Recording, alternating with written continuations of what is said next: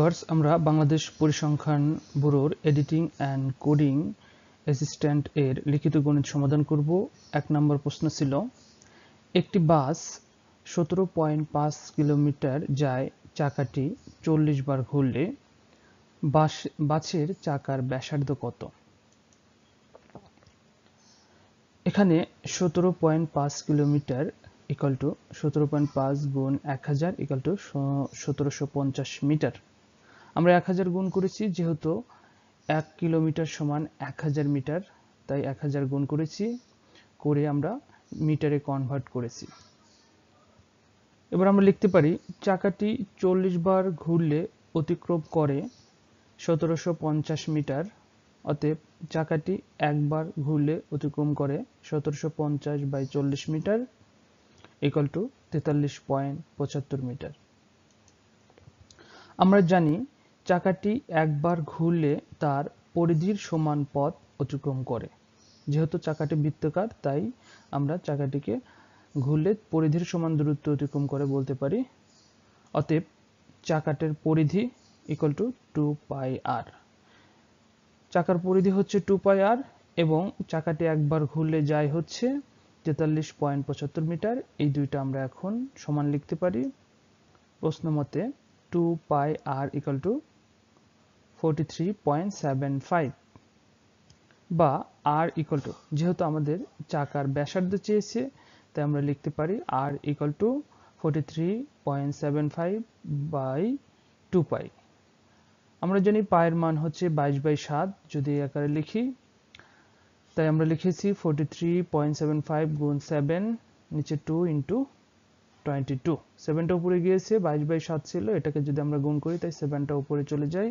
এবার যদি আমরা ক্যালকুলেশন করি তাহলে পাবো r ইকুয়াল টু 6.96 মিটার প্রায়। এই অঙ্কের সমাধান হবে, অর্থাৎ চাকার ব্যাসার্ধ হবে 6.96 মিটার প্রায়। এটি উত্তর।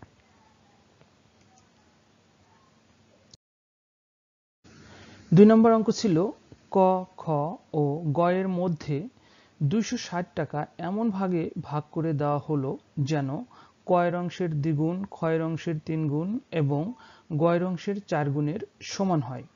ক, খ ও গ প্রত্যেকের টাকার পরিমাণ বের করতে বলা হয়েছে।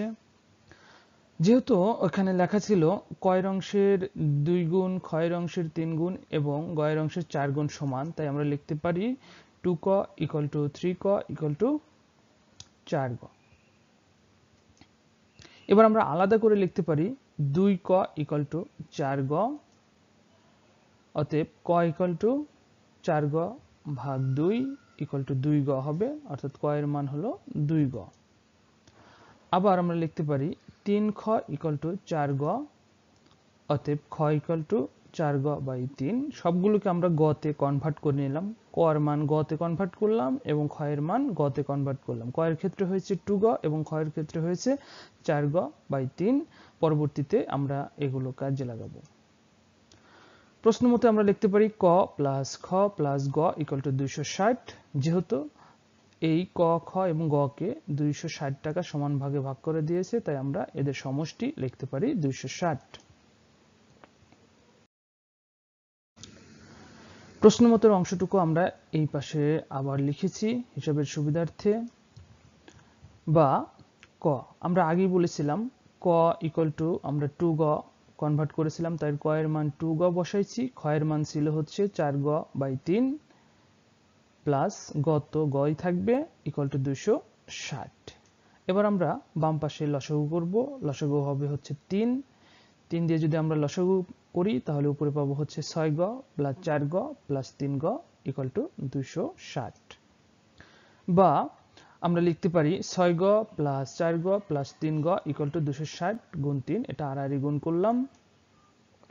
এরপর আমরা লিখতে পারি 6গ প্লাস 4গ প্লাস 3গ, এটা যদি আমরা যোগ করি তাহলে পাবো হলো 13গ ইকুয়াল টু 260 গুণ 3। এবার 13কে আমরা ভাগ করব, তাই লিখতে পারি গ ইকুয়াল টু 260 গুণ 3 ডিভাইডেড 13। এবার আমরা 260কে যদি 13 দিয়ে ক্যালকুলেশন করি তাহলে রেজাল্ট আসবে হচ্ছে 20। 20কে যদি আমরা 3 দিয়ে গুণ করি তাহলে 3 20 আসবে 60। অতএব গ এর মান 60। আমরা গ এর ভ্যালু পেয়ে গেছি। এই গ এর ভ্যালু দিয়ে এবার আমরা ক এবং খ এর ভ্যালু বের করব, তাহলে কে কত টাকা পাবে বের হয়ে যাবে। অতএব ক এর টাকার মান পরিমাণ 2ক, সরি এখানে 2ক না হয়ে 2গ হবে, ইকুয়াল টু 2 গুণ, যেহেতু গ এর মান আমরা 60 বের করেছি তাহলে হবে হলো 120 টাকা। খ এর টাকার পরিমাণ ইকুয়াল টু 4গ বাই 3, যেহেতু আমরা খকে গতে কনভার্ট করে 4গ বাই 3 পেয়েছি। এবার আমরা গ এর মান বসাই দেব, 4 গুণ 60, নিচে হচ্ছে 3, এটা যদি আমরা ক্যালকুলেশন করি তাহলে খ এর টাকার পরিমাণ পাবো 80 টাকা। আর গ এর টাকার পরিমাণ তো আমাদের শুরুতেই বের হয়েছে 60 টাকা, তাহলে ক এর টাকার পরিমাণ 120 টাকা, খ এর টাকার পরিমাণ 180 টাকা এবং গ এর হলো 180 টাকা। উত্তর 120 টাকা, 80 টাকা এবং 60 টাকা। এরপর আমরা চলে যাব পরবর্তী ম্যাথে। 3 নম্বর অঙ্ক ছিল বনভোজনে যাওয়ার জন্য একটি বাস 2400 টাকায় ভাড়া করা হলো এবং সিদ্ধান্ত গৃহীত হলো যে প্রত্যেক যাত্রী সমান ভাড়া দিবে। 10 জন যাত্রী অনুপস্থিত থাকায় মাথাপিছু ভাড়া 8 টাকা বৃদ্ধি পেল। বাসে কতজন যাত্রী ছিল এবং প্রত্যেককে কত টাকা করে ভাড়া দিয়েছিল? মনে করি বাসে যাত্রীর সংখ্যা x জন, অতএব প্রত্যেক যাত্রী ভাড়া দিয়েছিল 2400 ডিভাইডেড x টাকা। এখন আমরা লিখতে পারি 10 জন যাত্রী না যাওয়ায় যাত্রী সংখ্যা x মাইনাস 10, আগে ছিল হচ্ছে একজন যাত্রী, 10 জন যায় নাই, তাই আমরা x থেকে 10 জন বিয়োগ করে দিয়েছি। সেক্ষেত্রে প্রত্যেকের ভাড়া আলাদা হবে, অতএব প্রত্যেক যাত্রীর মাথাপিছু ভাড়া হবে 2400 ডিভাইডেড x মাইনাস 10 টাকা। এবার আমরা যখন ফুল যাত্রী ছিল তখন এর প্রত্যেকের মাথাপিছু ভাড়া এবং 10 জন যখন যায় না তখন তাদের মাথাপিছু ভাড়া, এই দুইটার পার্থক্য হবে হলো 8 টাকা। প্রশ্ন মতে আমরা লিখতে পারি 2400 divided x minus 10 minus 2400 divided x equal to 8 টাকা।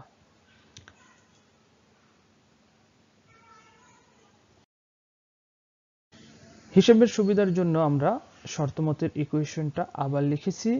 এইবার আমরা নিচে লসাগু করব, লসাগু হবে x into x plus x minus 10।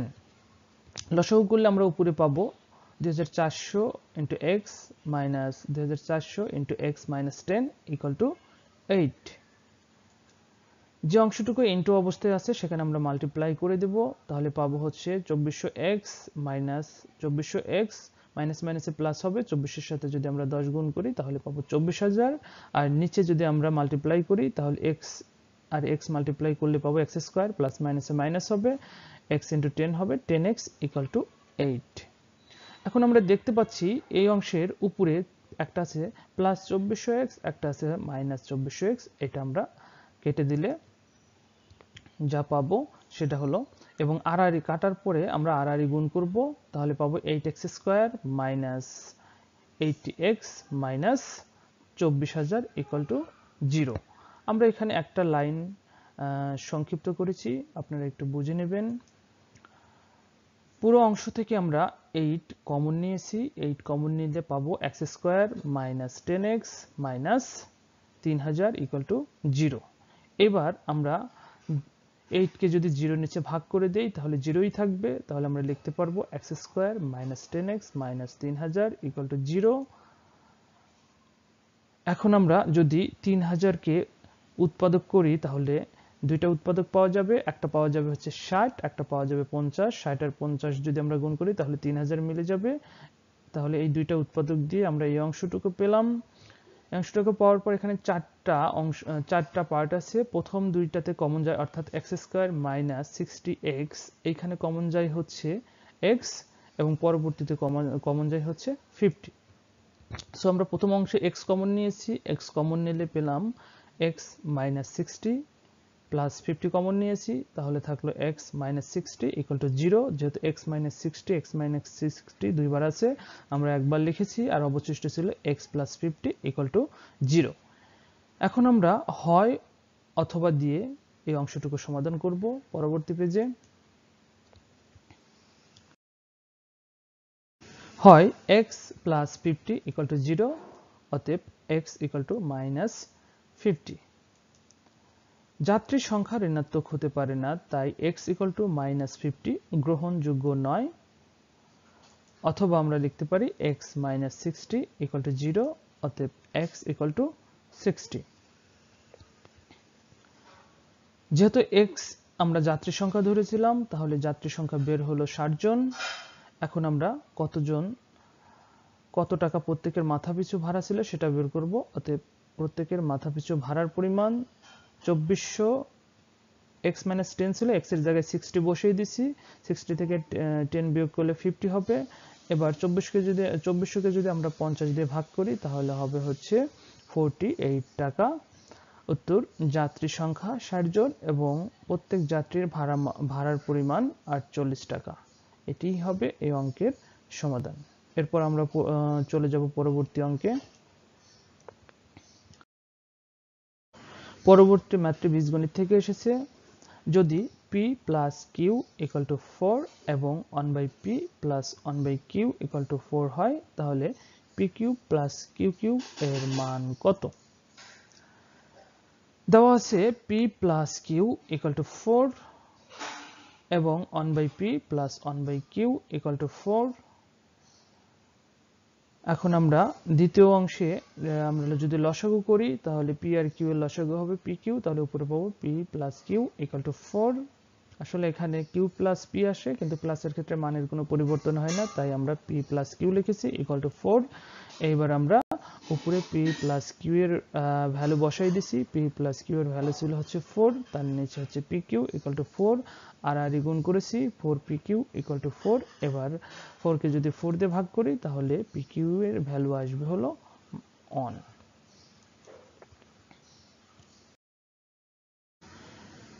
এখন p plus Q equal to 4 এটা দেওয়া ছিল, এই অংশটুকু আমরা পুনরায় নিয়েছি।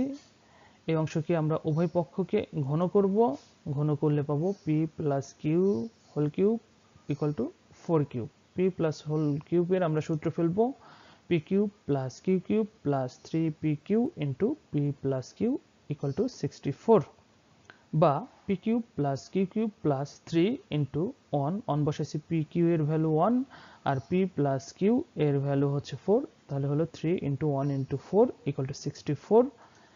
এরপরে আমরা p cube plus Q cube equal to 64 minus 12 পেয়েছি। 12টা আমরা পেয়েছি ওই 3 আর 4 সরি হ্যাঁ 3 1 4 গুণ করলে 12 আসে, প্লাস 12 থাকে, এপাশে নিয়ে আসলে মাইনাস 12 হয়।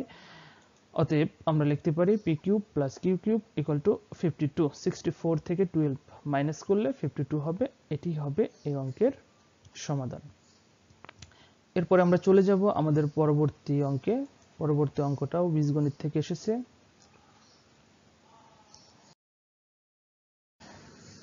5 নম্বর অঙ্ক, যদি p plus Q equal to a, p square plus q square equal to b এবং p cube plus Q cube equal to c cube হয়, তবে প্রমাণ করো যে a cube plus 2c cube equal to 3ab। দেওয়া আছে p plus Q equal to a, p square plus q square equal to b এবং p cube plus Q cube equal to c cube. আমরা বাম পক্ষ লিখলাম, বাম পক্ষে আছে হচ্ছে a cube plus 2c cube. এখানে আমরা এর ভ্যালুটা বসাই দেব। এর ভ্যালু হচ্ছে p প্লাস কিউ, তার উপর কিউব, যেহেতু কিউবটা আগে থেকেই ছিল, প্লাস 2 আর c কিউবের ভ্যালু দেওয়া আছে হচ্ছে p cube plus Q cube. আমরা ভ্যালুগুলো বসাই দিয়েছি। বসিয়ে দিলে আমরা প্রথম অংশে p প্লাস কিউ হোল কিউবের সূত্র পাই, সূত্রটা ফেলে দিয়েছি p cube plus 3p square p plus 3p q square plus Q cube, এবং 2 এর সাথে p cube plus Q cube গুণ আছে, তাহলে আমরা মাল্টিপ্লাই করলে পাবো 2p cube plus 2q cube. এবার যদি আমরা সমজাতীয় রাশিগুলো অর্থাৎ সদৃশ রাশিগুলো যোগ করি, p কিউব ছিল আর অন্য জায়গায় আছে হচ্ছে 2p কিউব, এই দুটো যোগ করলে পাবো হচ্ছে 3p cube plus 3p square q এখানে ছিল plus 3p q square q cube plus 2q cube যোগ করলে পাবো 3q কিউব পুরো অংশ থেকে আমরা 3, যেহেতু প্রত্যেকটা উৎপাদকের সাথেই 3 আছে তাই 3 আমরা কমন নিয়েছি, 3 কমন নিলে পাবো p cube plus p square cube plus p q square plus Q cube. এবার আমরা পরবর্তী ব্র্যাকেটের ভিতরে যে 4টা উৎপাদক ছিল সেখানেও আমরা কমন নিয়েছি। প্রথম দুইটার ভিতরে কমন আছে পি স্কোয়ার কমন গেলে পাওয়া যায় p plus q square common নিয়েছি তাহলেও পাওয়া যাবে পি প্লাস কিউ। এখন আমরা পি প্লাস কিউ দুইবার আছে তাই 3 ইন্টু পি প্লাস কিউ লিখেছি, এছাড়া থাকে p square plus q square সেটা লিখেছি। এখন আমরা ভ্যালু বসিয়ে দেব পি প্লাস কিউ এবং পি স্কোয়ার প্লাস কিউ স্কোয়ারের মানগুলো বসিয়ে দেই, বসিয়ে দিলে পাওয়া যাবে 3ab। দেখতে পাচ্ছি আমাদের বাম পক্ষে ডান পক্ষে 3ab ছিল সেটা মিলে গেছে, তাই আমরা এখন লিখতে পারি ডান পক্ষ ইকুয়াল টু প্রমাণিত। প্রিয় ভিউয়ার্স, আমাদের ভিডিওটি যদি আপনাদের ভালো লেগে থাকে এবং আমাদের সমাধানে যদি কোনো ভুল থেকে থাকে তাহলে অবশ্যই আমাদেরকে কমেন্ট বক্সে জানিয়ে দিবেন, আমরা সঠিক অ্যান্সার দেওয়ার চেষ্টা করব এবং আমাদের চ্যানেলটিকে সহযোগিতা করার জন্য আপনাদের সবাইকে ধন্যবাদ।